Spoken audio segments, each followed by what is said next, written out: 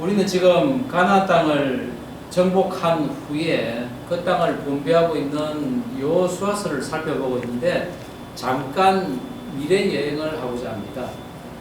성경의 위대한 이유 중 하나는 하나님께서 이 세상을 창조한 이후로부터 마지막 때 심판까지를 나타내면서 과거, 현재, 미래로 언제든지 이동이 가능하다는 것입니다.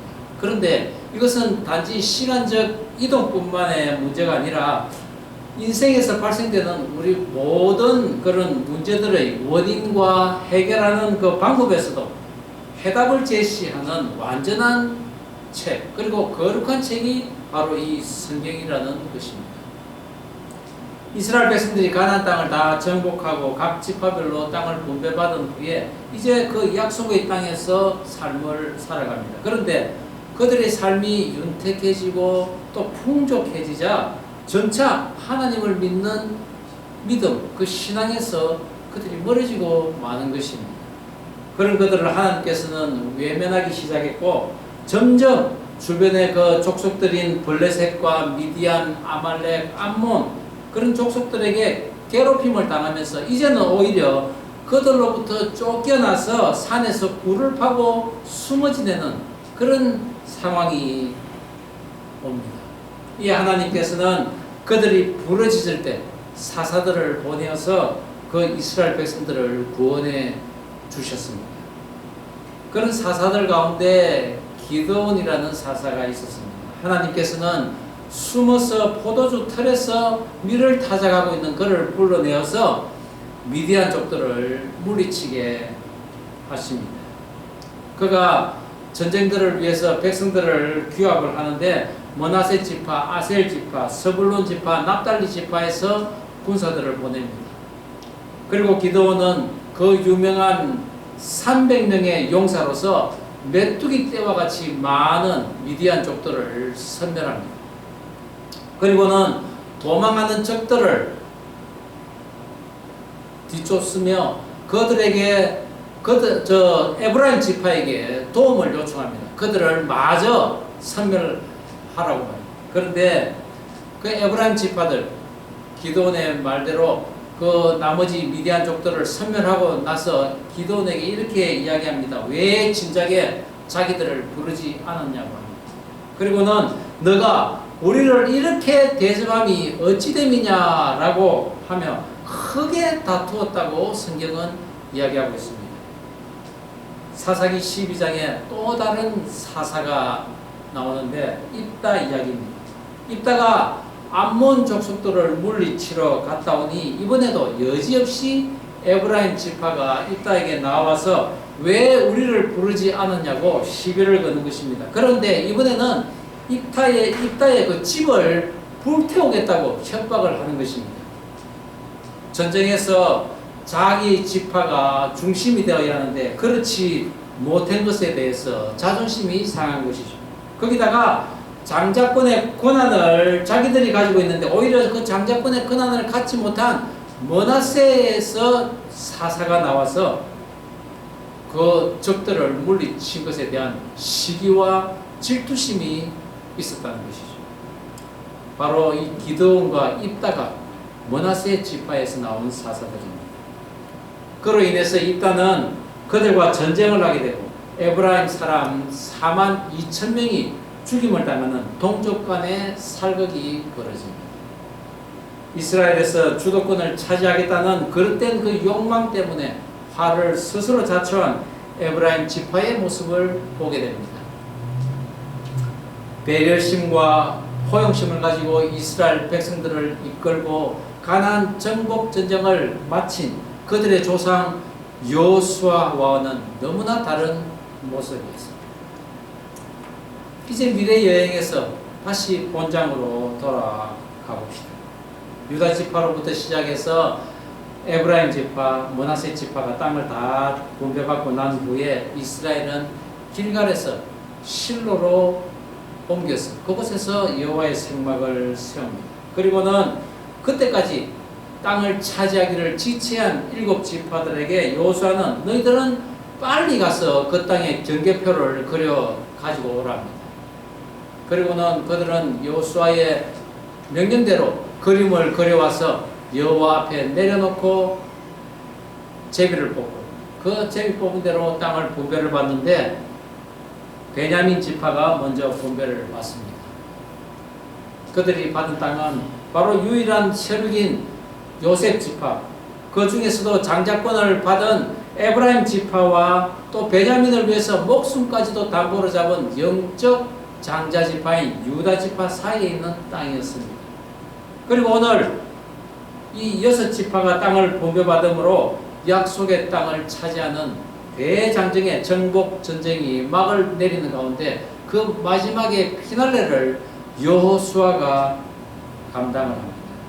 오늘 여호수아가 차지한 땅은 짜투리 땅이라는 의미를 가진 딥낫세라였습니다.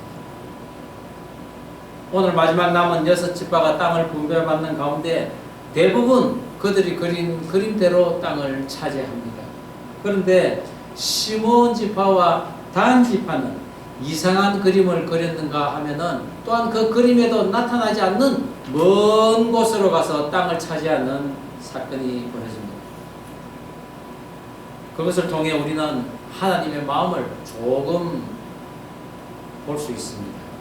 상급을 차지하기를 간절히 원하는 자는 그 원하는 만큼 주지만은 때로는 그 상급이 꼭 복의 모습이 아니라는 것과 어떤 때는 우리가 기대한 어떤 나이스한 완성품의 모습으로 다가오지는 않는다는 것입니다. 그러나 그것조차도 하나님의 약속의 산물이라는 것입니다. 오늘 저는 각자의 땅을 차지한 6지파 또 자투리 성읍 정도로 남아있는 그 딥낫세라로 들어가는 여호수아를 통해 하나님 상급의 그 산물을 받아들이는 그 자세는 어떠해야 하는지 딥낫세라로 들어가는 마음이라는 제목으로 여호수아서 19장 말씀을 함께 나누고자 합니다. 하나님의 약속의 산물을 받아들이는 자세, 그 첫 번째는 하나님의 상급을 소홀히 여기는 지파가 있다는 것입니다. 오늘 본문 1절 그리고 47절 말씀 다시 한번 한 목소리로 읽어보겠습니다. 시작. 둘째로 시므온 곧 시므온 자손의 지파를 위하여 그들의 가족대로 제비를 뽑았으니 그들의 기업은 유다 자손의 기업 중에서라. 그런데 단 자손의 경계는 더욱 확장되었으니 이는 다한 자손이 올라가서 레셈과 싸워 그것을 점령하여 칼날로 치고 그것을 차지하여 거기 거주하였습니다. 그들의 조상 단의 이름을 따라서 레셈을 단이라 하였더라. 오늘 하나님께서 나머지 6지파의 그 땅을 분배하시는데 그 순서를 보면은 나이 순이 아닌 즉 육적 그 서열순으로 되어 있지 않다는 것입니다.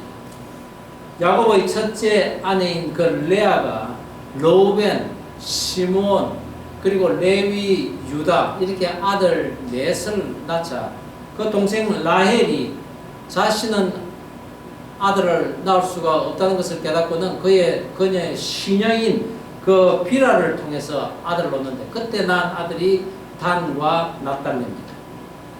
그리고 그 밑이 레아의 시녀인 실바가 낳은 갓과 아셀입니다.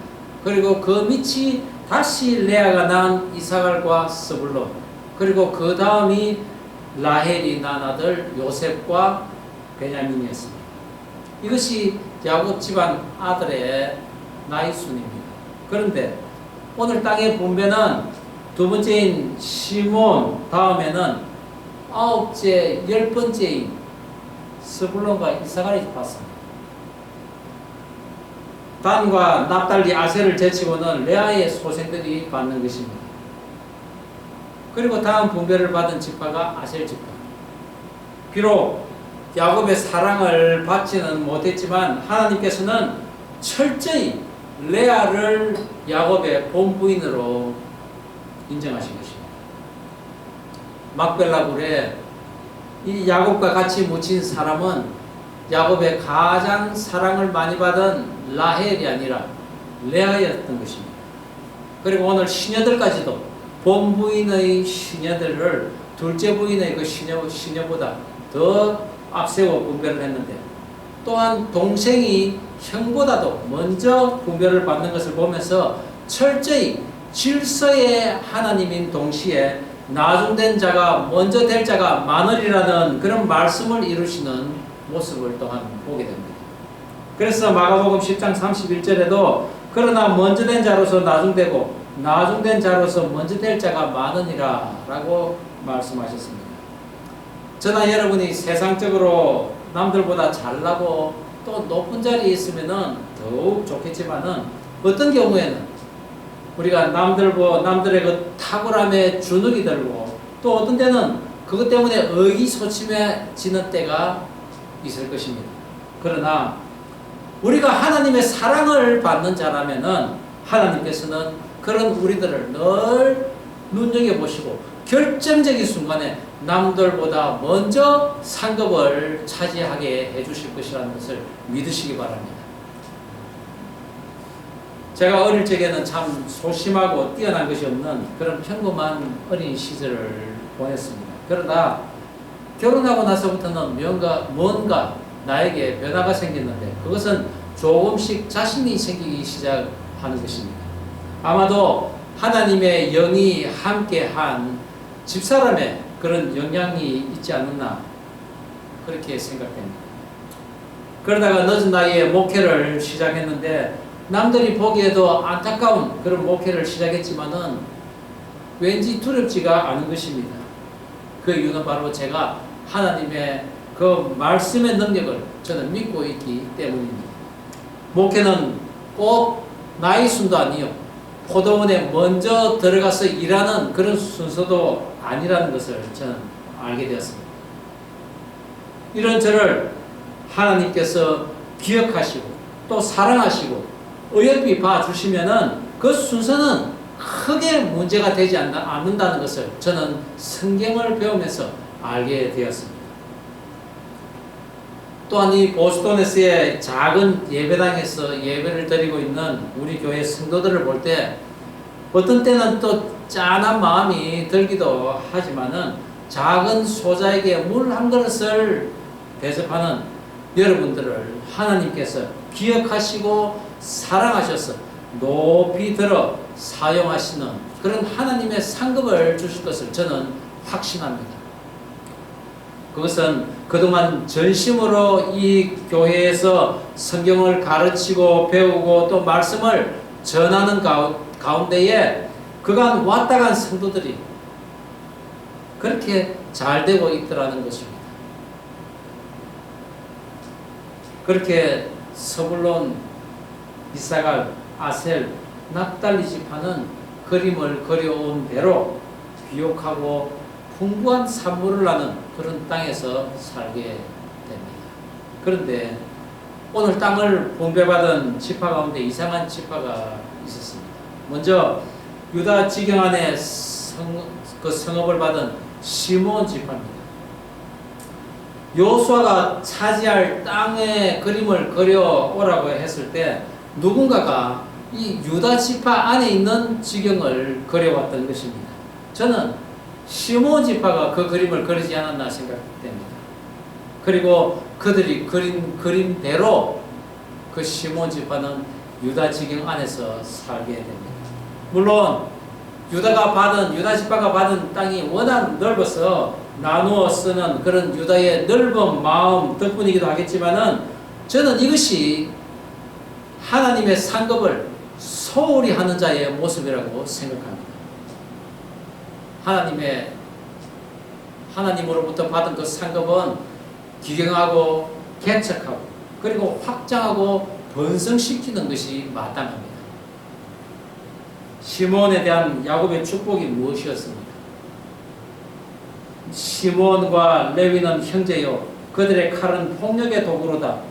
그 노여움이 혹독하니 저주를 받을 것이요 분기가 맹렬하니 저주를 받을 것이라. 내가 그들을 야곱 중에서 나누며 이스라엘 중에서 흩어리리로다. 오늘 본문 1절에서 시몬 곧 시몬 자손의 지파를 위하여라며 그를 강조하는 부분으로 오늘 장면이 시작되는데 그들의 후손들도 살육하여 약탈하는 그 자손임을 지칭하는 것입니다. 그리고 그들은 결국 훗날 유다 지파뿐만이 아니라 나중에 에브라임과 므낫세 지경으로도 흩어져 살게 됩니다. 신명기에 모세의 12지파에 대한 축복에는 이 시몬에 대한 축복은 아예 나타나지도 않습니다. 이것이 성경 기자의 실수일까요? 그렇지 않습니다. 그들은 애굽에서 나올 때 군사가 유다와 단 지파 다음으로 많은 59,300명이었습니다. 그런데 40년 광야 생활을 마친 이후에는 22,200명으로 꼴찌였습니다. 이렇게 자녀의 축복을 받지 못한 것은 아마 광야 생활이 끝날 즈음에 그들이 이방인의 그 음행한 제사에 주동적으로 참가하는 그런 바알볼 사건의 주동 지파가 시몬 지파였던 것이죠. 학자들은 그것 때문이라고 주장합니다. 하나님의 말씀대로 자신들이 분배받을 땅을 거려와야 하는데 강자 밑에서 권력가 밑에서 안전히 살기를 바라다가 또 여차하여 안 된다면은 살육을 해서까지 그 땅을 또 차지하고 또 평안한 때는 신속히 자극적인 그 우상에게로 돌아가는 시몬 족속들의 그 멸망을 성경을 통해서 우리는 배울 수가 있습니다. 하나님의 상급을 소홀히 여긴 또 하나의 지파가 있습니다. 바로 단 지파입니다. 베냐민과 같이 유다와 에브라임 지파 그 사이의 땅을 분배를 받았지만은 그들은 자신들의 그 인구에 비해 이 땅이 너무 좁다는 것입니다. 그리하여 그들이 택한 방법이 무엇이었습니까? 하나님의 약속의 땅의 경계를 넘어서 저 멀리 납달리 지파의 땅을 넘어선 곳에까지 가서 그곳에 사는 거민들을 무참히 학살하고 그 땅을 차지합니다. 그림에도 없는 땅을 차지하기 위해 그렇게 하나님 주신 그 상급의 땅을 떠나버린 족속이었습니다. 창세기 49장 그리고 신명기 33장에 단 지파에 대한 축복이 있습니다. 단은 길섭의 뱀이요 새끼의 독사로다. 말굽을 물어서 그 탄자를 뒤로 떨어지게 하리로다. 또 단에 대하여는 일러스되 단은 바산에서 뛰어나오는 사자의 새끼로다 라고 했습니다. 야곱과 모세의 예언대로 약탈하고 살육하고 빼앗은 것을 움켜쥐는 그런 삶을 산 단 지파였습니다. 그런데 단이 그 거리지도 않은 북쪽 레센 땅으로 올라간 이유는 정작 다른 이유 때문이었습니다. 바로 그들이 분배받은 그 땅 안에 블레셋 족속들이 살고 있었기 때문입니다. 그리고 그들은 그들을 두려워하여 쫓아내지 못했습니다. 여호수아서 19장 40절에 영어 성경을 보면은 이렇게 나와 있습니다. But the Danites had difficulty taking possession of their territory, so they went up and attacked 레셈이라고 되어 있습니다. 하나님이 주신 상급을 차지하는 데에 어려움을 가지고 있었다라고 했던 것이죠. 하나님이 주신 땅에서 반드시 이길 것이라는 그런 믿음이 그들에게는 없었던 것입니다. 그리고 상급의 땅을 버리고 차지한 땅, 그림에도 그려지지 않은 그 땅에서 어떤 일이 나중에 벌어졌습니까? 금송아지를 만들어 이것이 애굽에서 너희를 인도해낸 신이라고 하며 그것에서 절하고 그것을 섬기는 우상의 숭배지가 된 곳이 바로 이 단 지파가 차지한 레셈이었습니다. 하나님이 주신 상급을 소홀히 여기며 거주하기에 작다고 그려오는 비신실성과 그 상급을 배정받고는 관리하는 수고가 버거워서 하나님의 동의 없이 거민들을 진멸시키면서까지 타주로 이주해 버리는 비신뢰성의 어리석음을 저질러서는 안 될 것입니다. 저에게는 이곳 보스턴이 바로 오늘 단 지파가 받은 땅이지 않나 생각한 적이 있습니다. 보스턴 지역은 교회도 많고 또 제가 목회하기에는 너무 좁은 곳이라고 생각되었던 것입니다. 더군다나 주변에는 역사가 깊은 교회도 많고 또 목회 경륜이 많은 풍부한 그런 목사님들도 계셨기 때문입니다. 그래서 저는 자주 기도하기를 하나님, 제가 이곳에서 떠나서 다른 곳으로 가야 할까요? 라고 기도한 적이 있었습니다. 그러나 하나님께서는 이곳 몰던에서 하나님이 약속하신 그 약속의 산물이 반드시 있을 것이라고 말씀으로 저에게 응답을 해주셨습니다. 성도 여러분들도 마찬가지로 이 작은 교회를 허락하신 그 하나님의 이유는 작은 것에 충성하는 자에게 장차 큰 것을 맡기실 그 하나님의 그 계획이 있음을 인지하시고 작은 지구촌 방주교회를 섬기는 일에 소홀히 하지 않음으로써 착하고 충성된 종이라고 칭찬을 받으며 5달란트를 덤으로 받는 그런 축복이 저와 여러분에게 있기를 주의 이름으로 축원합니다. 하나님의 약속의 산물을 받아들이는 자세, 두 번째는 상급의 겉모습이 아니라 거기에 담긴 하나님의 마음을 볼 수 있어야 한다는 것입니다. 이것은 하나님의 상급을 귀중히 여기는, 소중히 여기는 자세입니다. 오늘 본문 49절 그리고 50절 다시 한번 한 목소리를 읽어보겠습니다. 시작. 이스라엘 자손이 그들의 경계를 따라서 기업의 땅 나누기를 마치고 자기들 중에서 눈의 아들 여호수아에게 기업을 주었으니 곧 여호와의 명령대로 여호수아가 요구한 성읍 에브라임 산지 딥낫세라를 주매 여호수아가 그 성읍을 건설하고 거기 거주하였더라.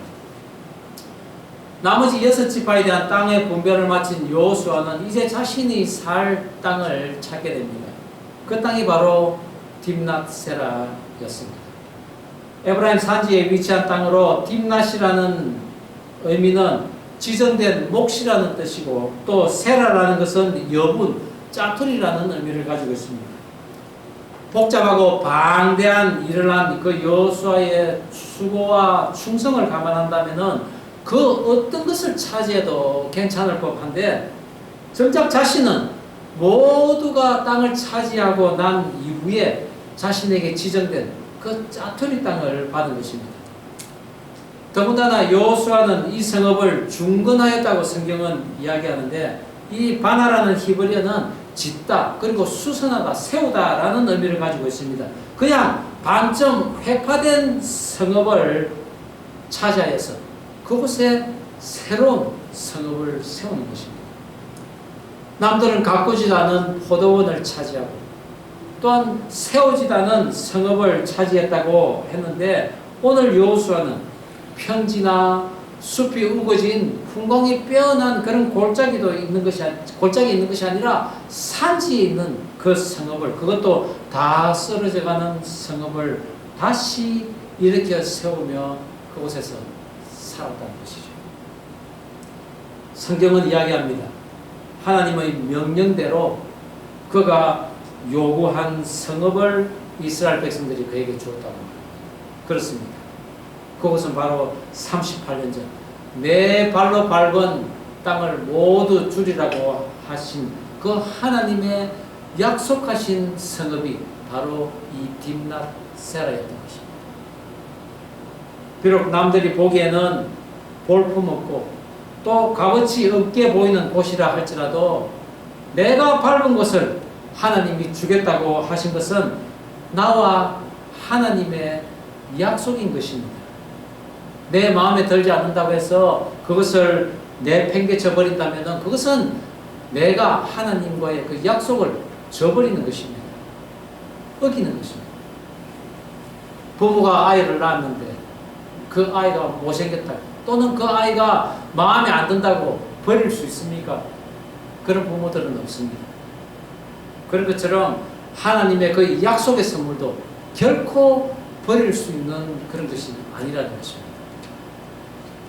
여호수아가 하나님께서 약속으로 주신 그 기업을 차지한 것은 세상적인 시각으로 볼 때는 삐빠른 것을 차지한 것일 수도 있습니다. 그럼에도 불구하고 여호수아는 그곳에서 다시 성읍을 세우고 또 그 땅을 기경하여 개간하고 그곳에서 자녀들을 키우며 살다가 그곳에 묻혔습니다. 하나님이 주신 기업을 소중히 여긴다는 것은 그것을 그냥 가만히 내버려 두는 것이 아닙니다. 그 땅을 기경하고 경작하고 그리고 풍성하게 확장시키는 것입니다.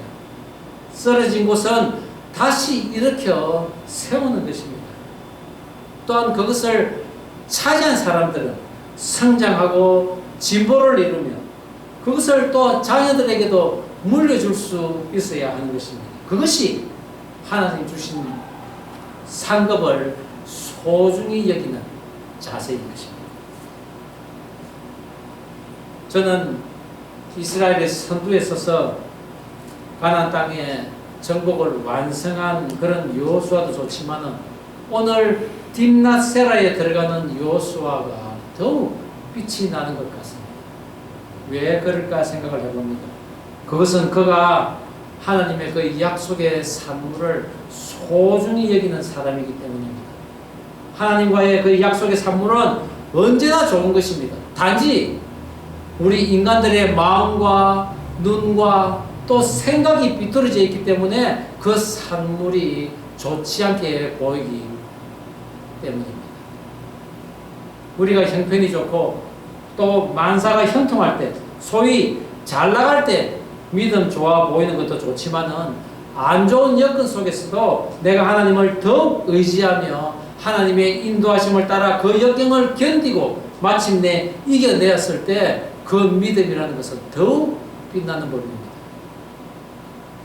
단 지파가 하나님의 상급을 소홀히 여기며 일부가 북쪽의 그 땅을 차지하기 위해 빠져나갔지만 그래도 그곳에 남아서 하나님 주신 상급 안에서 살겠다고 하는 가운데 블레셋의 그 착취에 고통을 당하며 부르짖는 그 단 자손들을 하나님께서는 기억하시고 또한 그들을 긍휼히 여기셔서 삼손이라는 사사를 보내어 그 사람들을 구원해 내는 것을 우리는 알게 됩니다.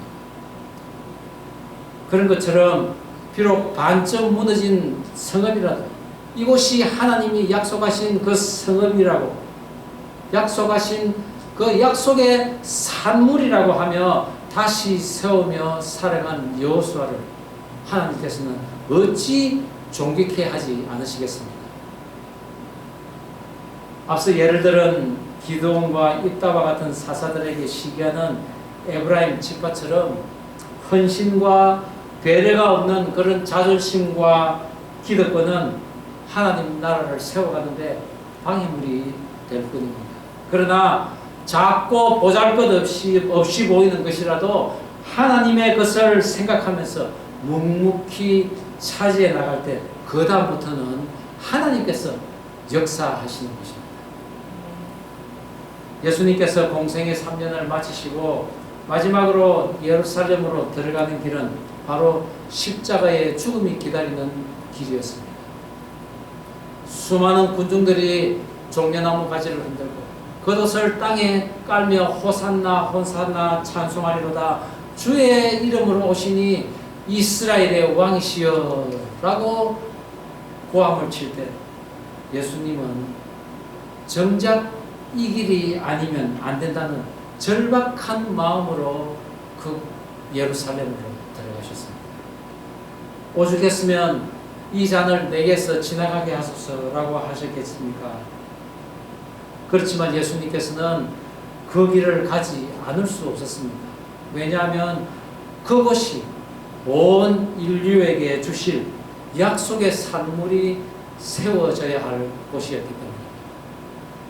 남들이 다 치욕스럽게 생각하고 결코 겪고 싶지 않을 심한 매질과 십자가에 못 박히는 일은 육신의 몸을 입고 이 땅에 오신 하나님이 하늘 아버지와 하신 그 약속을 지키는 일이었기 때문입니다.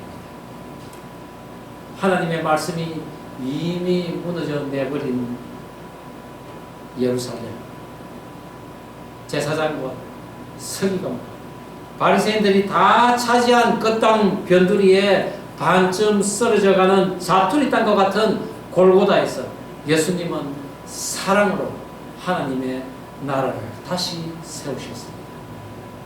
그리고 그곳에서부터 하나님의 나라는 흥황하여 온 열방으로 천국 복음이 퍼져나갔던 것입니다. 그 골고다의 십자가는 세상적으로는 지극히 어리석은 일이었고 볼품없는 그런 일이었지만 그것이야말로 이 땅의 영원한적인 사망의 법을 생명의 법으로 승리하신 길이었음을 하나님만이 하신 하나님의 모략이었던 것입니다. 그리고 그분의 흘리신 피로 말미암아 온 인류가 나음을 입고 죄사함을 받았습니다. 딥낫세라로 들어가는 마음, 우상을 섬기는 그런 죄악으로 멸망하여 반쯤 무너진 딥낫세라의 성읍은 장차 이스라엘의 무너짐이었으며 그것을 회복하기를 계시로 보인 것으로서 그곳으로 들어간 요수아의 마음은 바로 하나님께서 주신 기업은 반드시 다시 일으키시리라는 그런 믿음의 마음이요, 하나님의 약속된 기업을 소중히 여기는 자는 천대까지 복을 받을 것이라는 그런 믿음의 마음이었던 것입니다. 딥낫세라로 들어갈 준비가 되어 있습니다. 기도하시겠습니다.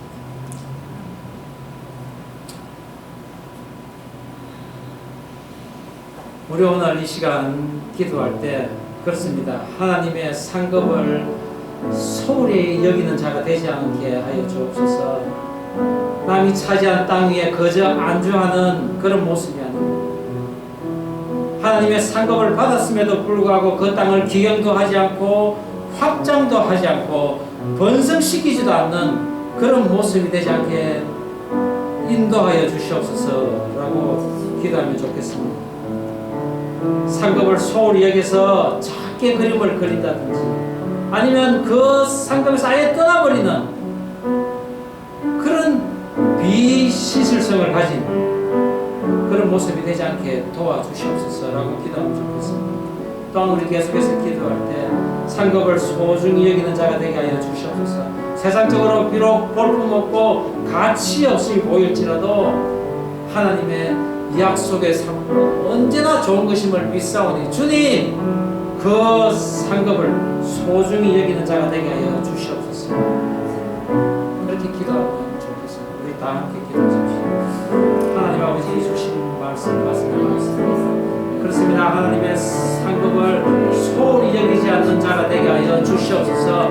남이 차지한 땅에 거저 안주하는 모습으로서 그 땅을 기경하지도 않고 경작시키지 않고 확장시키지도 않는 그런 모습이 되지 않게 도와주시옵소서. 아니면 그 땅을 아예 가치 없는 땅으로 여기며 그 땅을 떠나버리는 그런 단지파와 같은 모습이 되지 않게 하여 주시옵소서. 오직 하나님의 주신 그 상급은 소중한 것을 알고 비록 그것이 세상적으로는 볼품이 없고 가치 없게 보이는 다 쓰러져가는 그런 성읍이라 할지라도 이것이 하나님께서 약속하신 그 약속의 산물이라고 기꺼이 그 성읍으로 들어가는 여호수아와 같은 그런 믿음의 모습으로 살게 하여 주시옵소서. 그리하여 그 성읍에 들어가서 그 성을 확장시키며 그곳에 살면서 천대까지 복을 받는 그런 믿음으로 살아가는 저의 모습들이 되게 하여 주시옵소서. 감사드리오며 예수님 이름으로 기도드립니다. 아멘.